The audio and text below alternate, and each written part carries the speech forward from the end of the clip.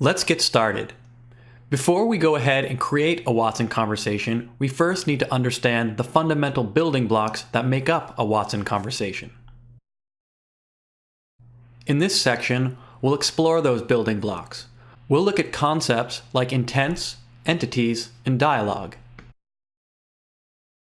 During the course of a conversation, there will be a back and forth between the user and the Watson conversation system. The user will of course provide input, and typically this comes in the form of text or speech. Hello. The Watson conversation service will respond with JSON. A client can consume this JSON and then use it in any way they like. They could provide the response as text, images, videos, and more. So how does this all work? When Watson Conversation receives a user input, Watson is going to try to understand the user's intent. So this takes us to our first conversational building block. What is an intent?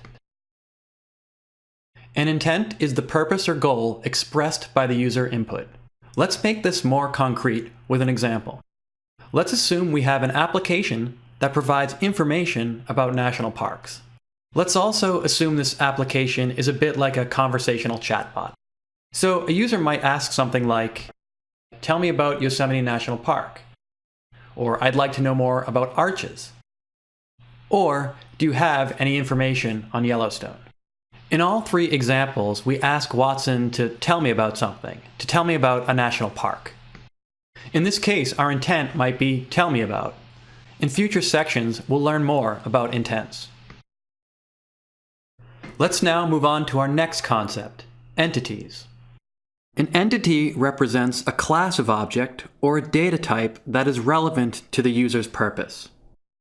Entities can be used to model domain-specific concepts.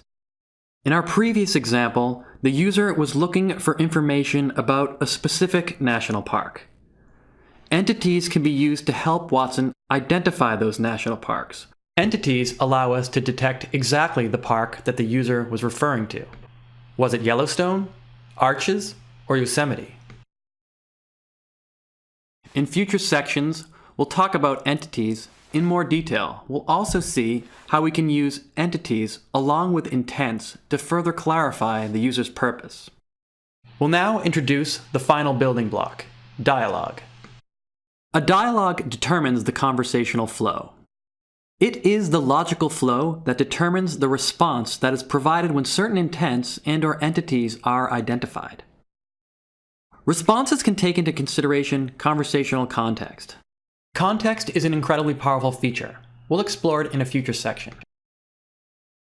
Up until this point, the most important thing to understand about dialogue is that it defines the conversational flow. In upcoming modules, we'll explore this in much more detail. We'll take a look at dialogue nodes, dialogue conditions, and dialogue branches. We'll see how these can be used to represent a dialogue and to provide a robust, interactive conversational experience. In this section, we learned the fundamental building blocks that can be used to build a Watson conversation.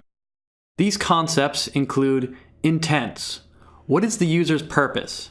Entities, a class of object that is relevant to the user's purpose. And finally, we explored dialogue. Dialogue allows us to build the conversational flow that makes up the interaction between Watson and the user.